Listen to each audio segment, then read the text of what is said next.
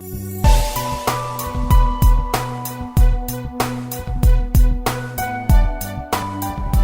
to the second edition of World Cashew Convention. I'm Chandana Shiv and I'm from cashewinfo.com. Today with me I have Mr. Pierre, who is the agro market analyst in RONGEAD, West Africa. Welcome to WCC, sir. Thank you. How is the West African season going to unfold? How is going to be the weather? Can you just tell me the anticipated production this year, sir? Okay, so the crop is good this year. So far the weather is good, but the crop is a little bit delayed. We have 2 weeks to 1 month delay, depending of the area, because the rainy season is moving in West Africa from during the last 3 years. It has been moving and beginning later and finishing later. Right. So apart of the delay, the production is expected to be good. Currently, most of the cashew trees are bearing many fruits, but green. So we expect the main harvest to start during the first half of March and export to increase during end of March and April. We expect the production to continue growing like during the last years. The growth is around 12 to 15% by year currently. So last year the world production is estimated between 1.5 million and 1.5 million. Right. For the whole West Africa, and this year we expect production between 1.75 million and 1.8 million. So it will be a big growth, some 200,000 metric tons more than last year. But we, as the consumption is growing, we expect the market to be able to integrate this growth. But it means also during the main season, during April and May, the availability will be really good. So maybe prices could decrease a little bit. Oh, okay. So can you just anticipate the average ASEAN price that's going to be in 2016 in African countries, West African? Yes, the average price. Well, I would say that currently the first offers are between 1,300 USD per metric tons and 1,500 USD per metric tons, and I think the prices could decrease in the basis of the range, of the current range. So maybe during the main season between 1,100 USD per metric tons for the lower quality and 1,300 USD per metric tons for the best quality. So do you foresee any more government intervention for export of cashew kernels or cashew ASEAN in West Africa? Well, currently the intervention will continue in Ivory Coast. In Ivory Coast, the government is organizing the sector, giving license to exporters and wholesalers. So this will continue. The minimum prices also will be respected. I think currently Ivory Coast is able to make respect the minimum price. For this year, the main focus in Ivory Coast will be about helping the local processors, because during the last year, local processors have been really damaged by the high price of raw cashew nuts.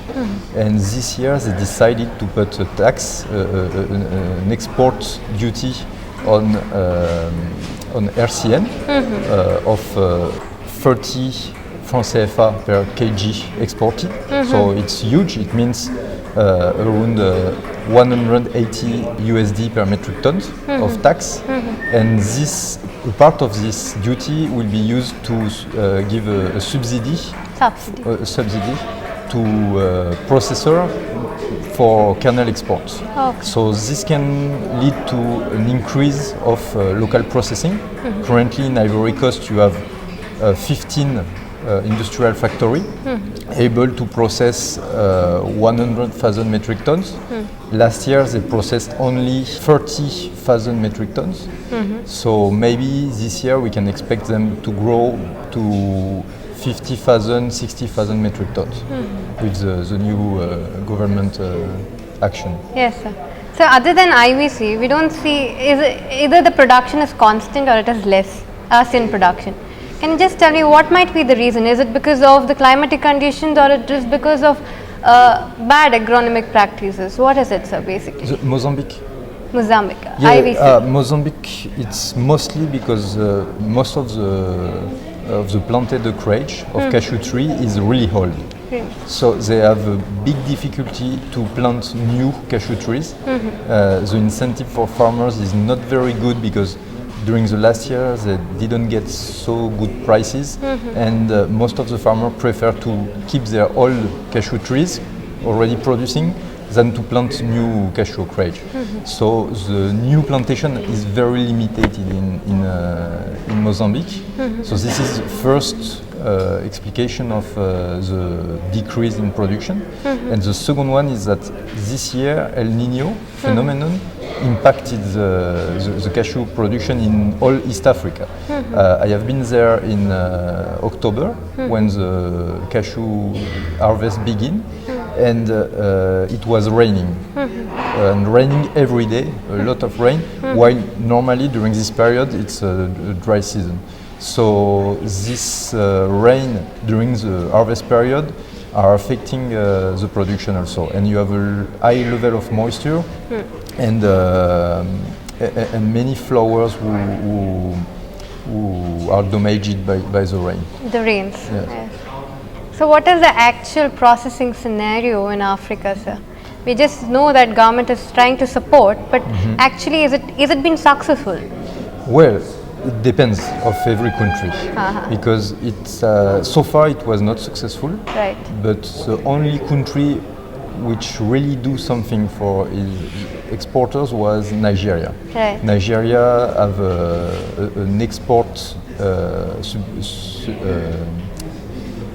subvention for kernel exports, and but last year, because of the decrease of oil price, right, the budget of the government was less, so the subsidy was less for kernel exporters. In Ivory Coast, the policy to help processor will begin this year. Oh, okay. So in Ivory Coast, we really expect the local processing to grow. They already have the capacity to process more. You have a lot of new processors new people who want to invest in cashew processing. So I really think during the next 5 years, the processing can grow fast in Ivory Coast. Okay. In other countries, I don't know, because so far the government is not doing anything. In Ghana, for instance, they get big factories during the last 3 years, right, and the government didn't do anything to help them, so most of them are closed. I think there is only 2 factories really running in Ghana. Yes, sir. In Burkina Faso the same, and Benin is increasing but slowly, and I really think the main country where cashew processing can grow currently, because of the policy of the government, is Ivory Coast. Ivory Coast. So what do you think should be the initiatives taken by the government in order to increase processes and processing in West Africa? Well, you have one part which is sure is that they need to put some duty on export of raw cashew nuts. Not too high, because if it's too high, the price for farmers will be low, and the production can decrease, and farmers can let cashew and cut their cashew trees. But small duties in every African countries are important to protect the local processing, because when new factory starts, they cannot be competitive with Indian or Vietnamese sector. They need some years to train the people, to reimburse investment to be competitive.